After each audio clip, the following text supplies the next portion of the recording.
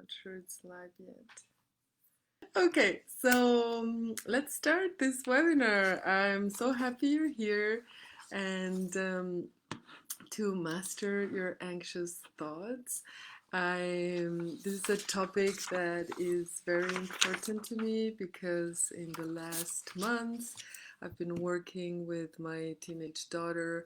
She's been having some issues with anxiety and panic attacks and yeah, so I've been looking very closely into all of this, and I'm going to give you some resources, some bibliography at the end, authors that you can go check out that are doing great work on all of these topics.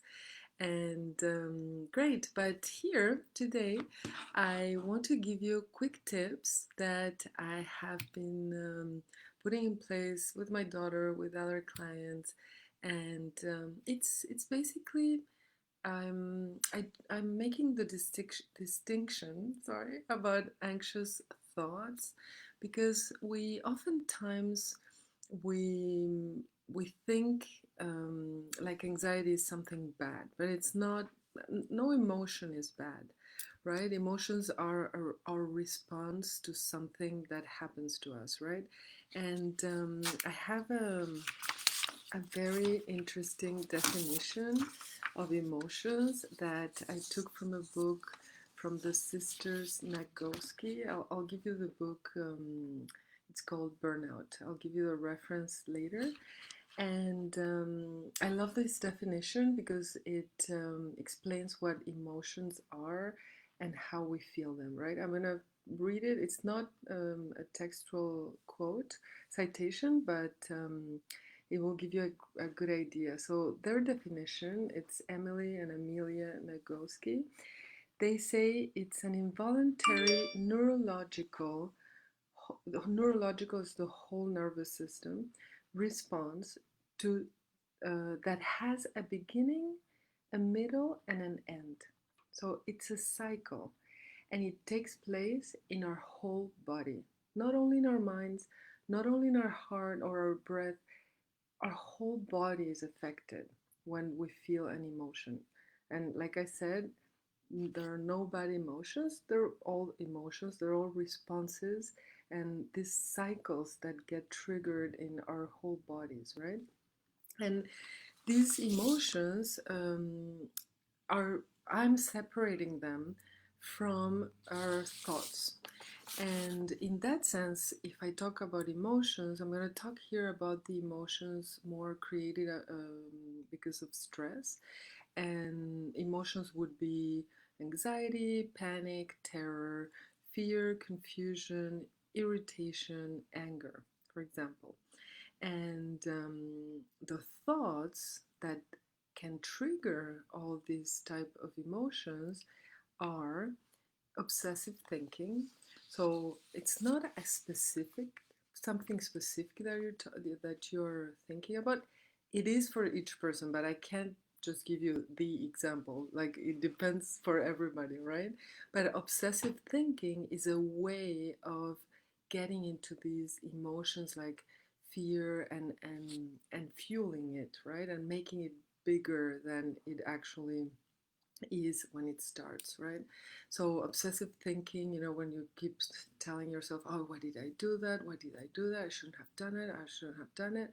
And you get stuck in there, your whole body responds to that, right? You get sad or you get angry, or your heartbeat is accelerated, your breathing is shorter, so maybe your hands are sweaty, or and all that comes from you thinking obsessively that you made a mistake. So that's a kind of anxious thought. Then there's the catastrophizing, and an example would be, when, for example, you're waiting for your daughter to come back from school, and she's supposed to be there at 4 back, and it's 4:02, and the first thing you think is, oh my God, she's dead. She was run over by a truck. She died. Like she's not here because she's dead, right? And you get in a terrible state. You get extremely worried. You start calling all her friends and see what's happened. And maybe she just missed one bus, and because she was chatting with her girlfriends, and she didn't text you because she ran to get the other one. Whatever, there's always a different explanation. But we go, when you're catastrophizing, the first thing you think is the worst possible, right? And another type of anxious thoughts is shaming. When you blame who you are instead of something you did.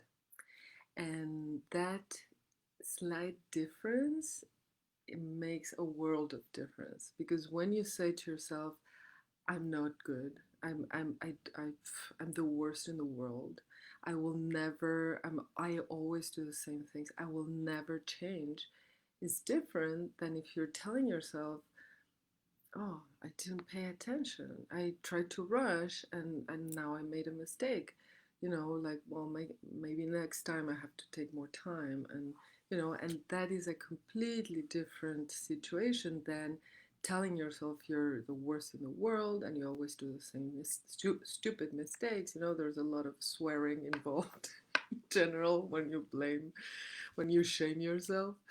And that appears a lot in teenagers, but we all do it, we don't realize, and we go very quickly to say, I'm such an idiot, I always do the same thing, I'll never learn, right? Things like that, that are very that make you anxious, that make you sad or angry, or and you start, the feeling starts in your body, and it has been caused because of your thoughts. And one that is connected very closely to shaming is self-criticizing, right? So as soon as you try to do something, oh, you'll never do it right. Oh, don't even try. What would you even try? You're such an idiot. You'll never get it. So they go together, right? And it's that voice that is very quickly to criticize, and it's something that we all have, and we won't get rid of it. It's just you need to get the other voice. You need to find that other voice. Some people don't even have it, and it's the voice that talks to you like you are your best friend. So we'll get into that a little later. And so that's why I'm talking about mastering the anxious thoughts, and it's trying to get that mindset that will, when we start going there to the catastrophizing or the obsessive, we can say, oh, okay, wait, maybe I'm gonna breathe first, like, so you bring your body into the equation, and or you can start moving. If you're more nervous or getting irritated, maybe you can just go and have a walk around the block, and then the thoughts can calm down a little bit, and you can start seeing other possibilities. So let's go. If you have the workbook, we're going to talk about the first tip. And the first tip is all about finding our resources. And we all have resources that are specific to who we are, right? But some of the resources that we can have when this starts happening to us, it could be like I have it right here. It's just more general. This goes before the tip because I want to start with the finding one resource that you can start training yourself to use right away. And some of the resources that I'll develop later is be very clear about how you feel when you're in a good state, when you're in a positive state. So many times, and because, of course, it's easier, right? When we're okay, when we're happy, when we're relaxed, we're not paying attention. There's nothing to criticize, there's nothing to get angry about. We're just good, right? So maybe start paying attention. How do you feel when you feel good? And I love journals, and I have many notebooks everywhere. And just make a list. Make a list of things of how are you when you feel good? How's your body? Where are your shoulders? How do you breathe? Like how does your face look? What do you do with your hair? Is it down? Is it in a ponytail? You can find as many details as you want, and that will help you when you get out of that state to remind yourself, oh, okay, wait, I'm like this when I'm feeling good, right? So that's very good also to start knowing when you have those signs of anxiousness, frustration, irritation, right? To start perceiving them. Um, then, well, I already mentioned it, is find your self-compassionate voice, or that voice that talks to you as if you were your best friend, right? And this is something that some people have right away, and others have no idea what it is. So you can start doing it in front of a mirror. Just look at you and say, "Oh, I love you, Val. Let's have the best day we can. I'm here for you." It's that simple, but that hard. And another resource is have a friend or somebody you trust in your family or your close family. And just if you're going through these bursts of anxiety or anger or of overwhelm, also, you can just ask them, would you mind if I call you, when I start getting all worked up, and I just need you to listen to me, right? But basically what we need is to get it off our chest, and just give them a call, and just, have them, like, prepare them, and so they just know that, you're going to be calling them, and maybe you're going to just need to listen. They're going to just need to listen to what's going on. And then something that I love and I can't talk enough about is have some healthy habits in place. Because once things and things that you enjoy too, right? It's I talk about journaling that I love. It could be meditation or breathing exercises. Um, we often underestimate how much breathing and calming our breath has an effect on our neurological system, which is our whole body is connected. So, yeah, maybe find some exercises. I'm gonna give you some more exercises later on, but those are amazing. It's something that you can very easily and without being noticed too much, because sometimes, if you're getting all worked up, you're in a bus or on the street, well, you can just do a breathing exercise and people won't notice, unless you start like sighing like crazy. But there are many breathing exercises that can just be very quiet. And the other is move your body. As soon as you start feeling, that you're going into that obsessive thinking, and you're feeling depressed and lack of energy, just what do you love doing? Do you love dancing? Do you love kickboxing? Do you love yoga, Pilates, or I don't know, or just a walk? If you have a dog, just go out with the dog. And you know, it takes very little time to just break that obsessive thinking or catastrophizing. But we have to get there, because at the beginning it will almost be impossible. But then once you start, repeating these types of techniques, it's going to be in an instant, because we can actually change our state in an instant. It's just getting that hang of it, and practicing it, and being aware of our state, right? So now let's go to tip number one. I'm sorry about the long list of resources, but I think it's good because sometimes we think there's some kind of mysterious secret there's no mysterious secret. It's the little things that we can do every day that can help us a lot.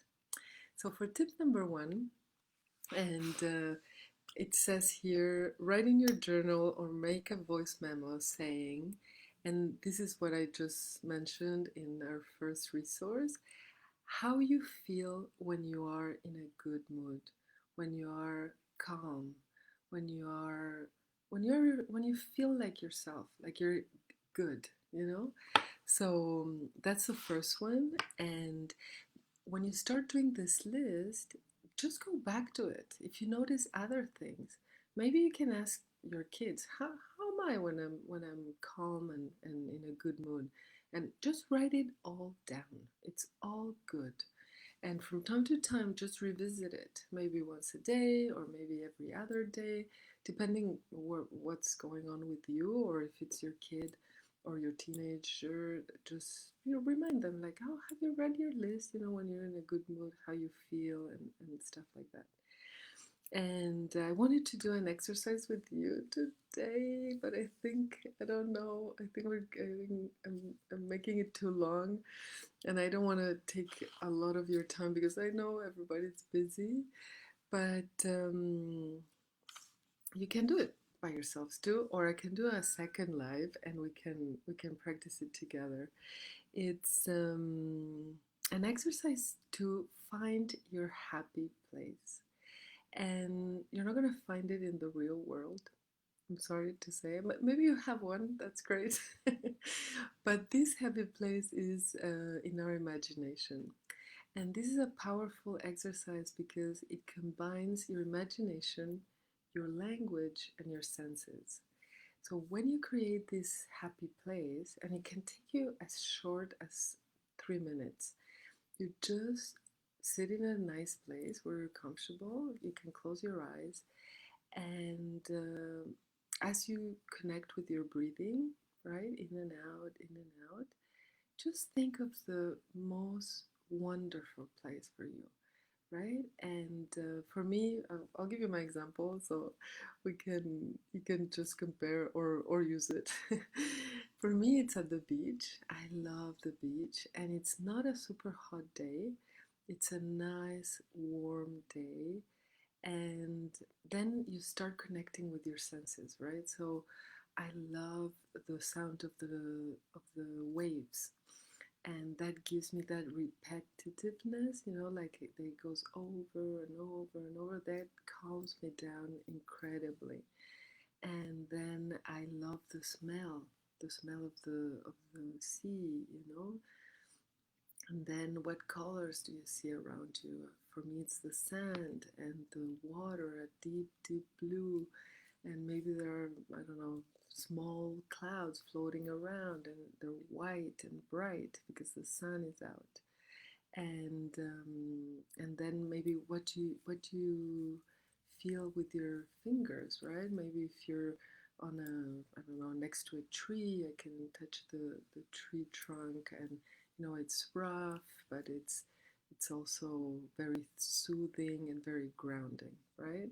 So after you do the whole exercise, you find your place, connect with every sense, what you're smelling, what you're seeing, what you're touching.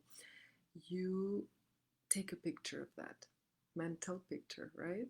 You take that mental picture and you go there often. So, what does that mean?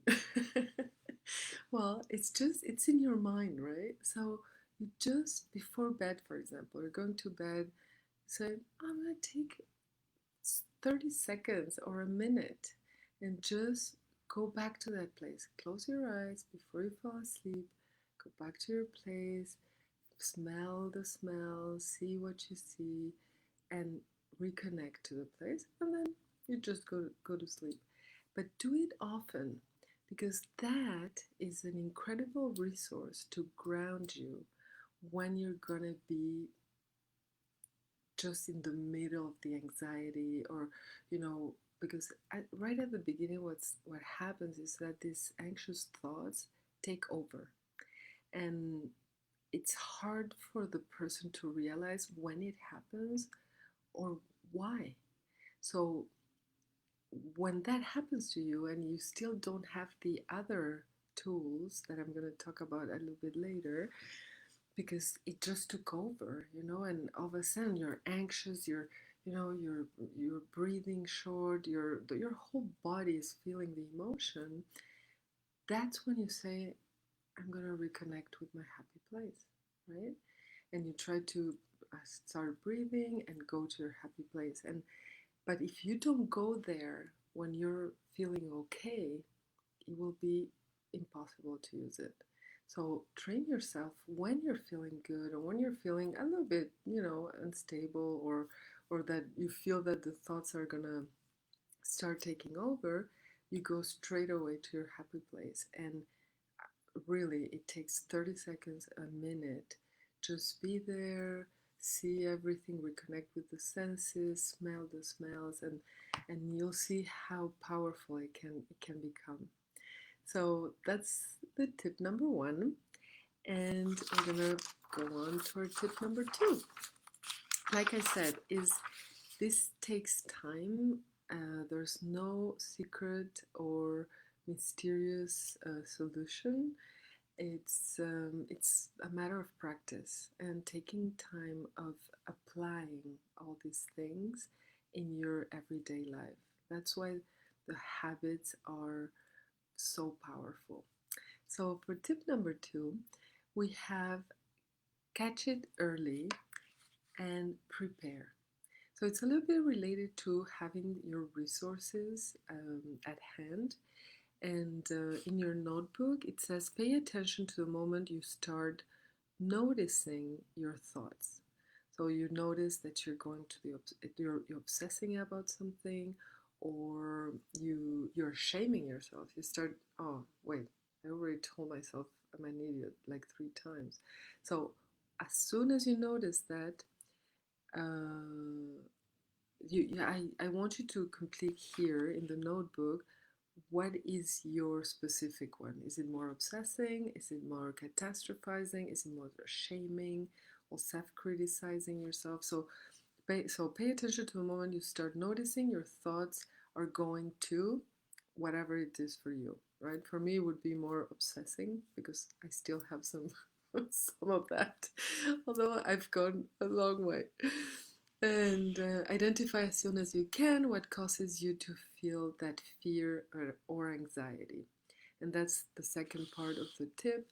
Is this is very important to know what causes you to feel like that, because sometimes there's a trigger, there's something external that triggers it, and sometimes we're so used to it that we don't pay attention to it. Like, for example, if it was your boss, let's say you don't see your boss every day, but as soon as he appears, you start feeling uneasy, or you start self-criticizing yourself, or so that it's your thoughts that are making you angry or irritated, all that. But it was the trigger was seeing your boss, I don't know, coming to talk to you, I don't know. It's just an example. So that's important to ask yourself questions like, what is it outside of me that is causing this? Where am I when it happens?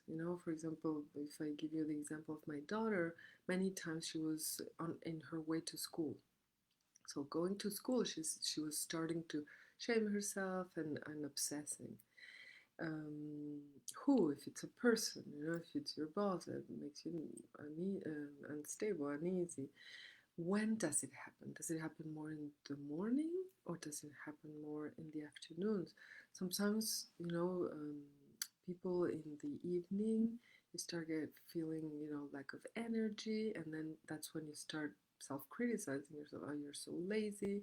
You're always lying on the couch, and the shaming can start there.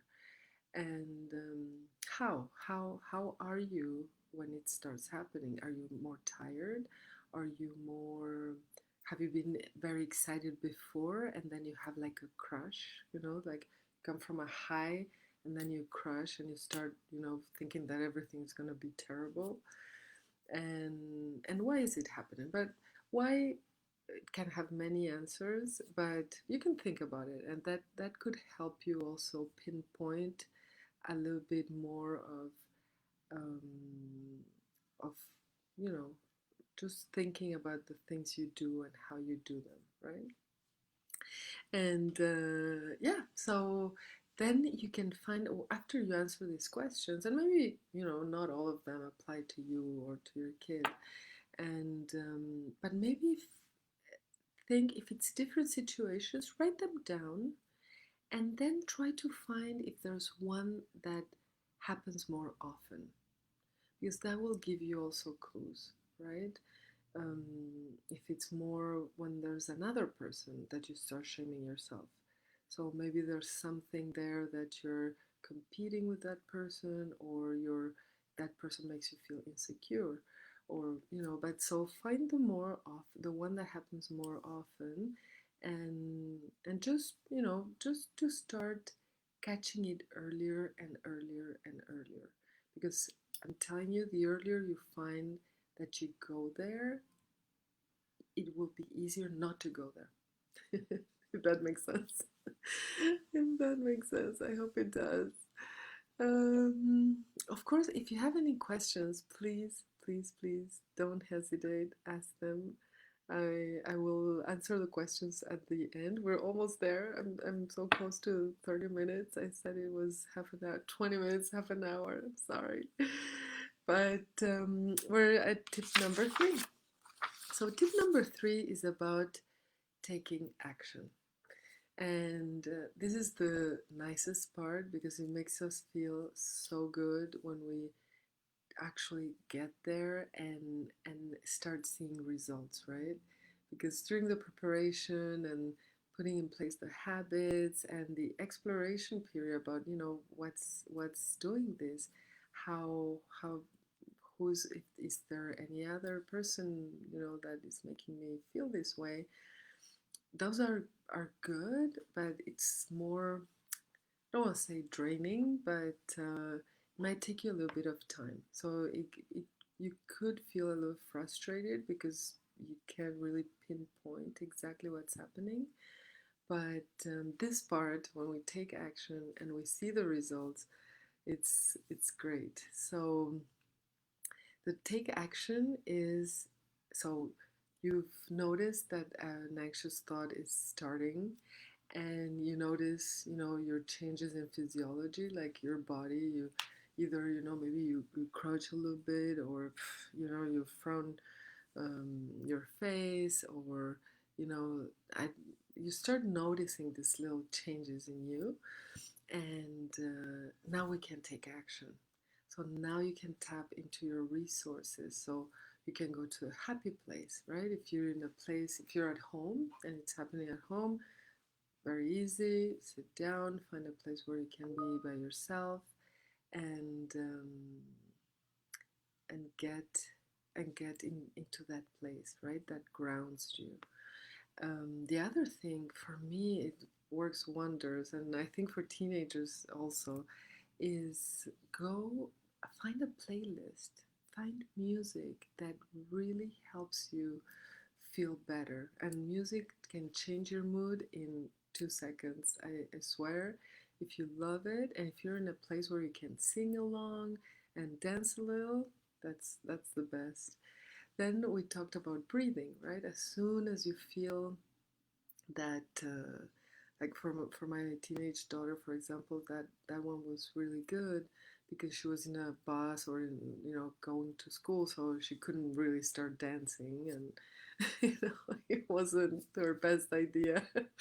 But she could breathe, and she did actually start doing that, and it helped a lot. It helped a lot.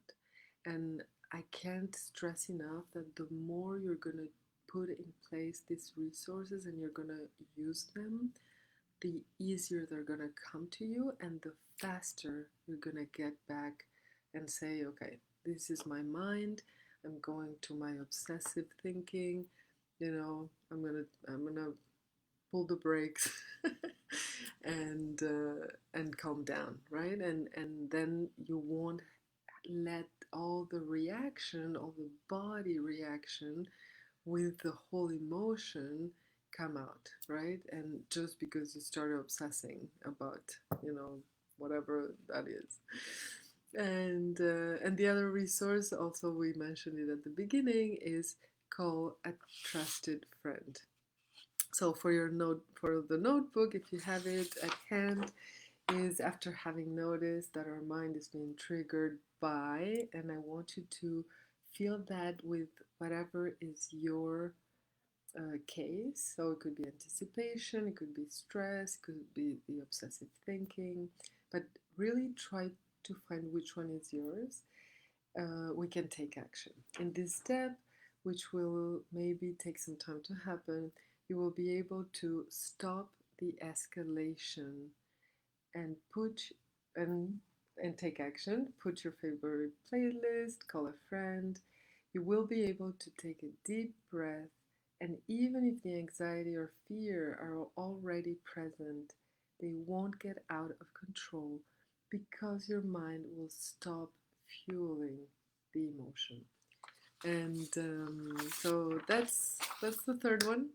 I hope you enjoyed these tips, and I hope you give them a try if this is something that is bothering you or your kids. If you can talk to them, and really, I really recommend that they start, you know, with their happy place, which is super easy to get it, and journaling, and finding the music that can help them. So yeah, that's all the tips I have for today. And the big announcement is my mini course. It's going to come very soon. I'm planning on next week or the following week. I'll be keep you on your toes for now, but I'll make the announcement very soon. And what's exciting about it, and I'm over the 30 minutes, but I'm gonna wrap up. It's that it's gonna be live too. I want to make it live because I want to have your questions. I want to be able to, you know, right there in the video or right after the video, be able to talk to you and answer all your questions. And by being here today, I you have some bonuses for my next mini course, and you're gonna get priority registration. I'm gonna have a special discount for my group of webinar assistants, and also you'll get an exclusive invitation to my Facebook group. So that's the big announcement. I'm super excited. I can't wait to do the course. We're going to dive into all these topics, but more into details, right? And I'm going to give you some more tools and more tips that you can use either for yourself or for your with your kids. And I promise the resources. I don't know if it's worth it to read them out to you, but why not? One is, of course, Brene Brown. Her podcast, Unlocking Us, is amazing. It's such a great resource for all these topics. The book is Burnout by Emily and Amelia Nagoski.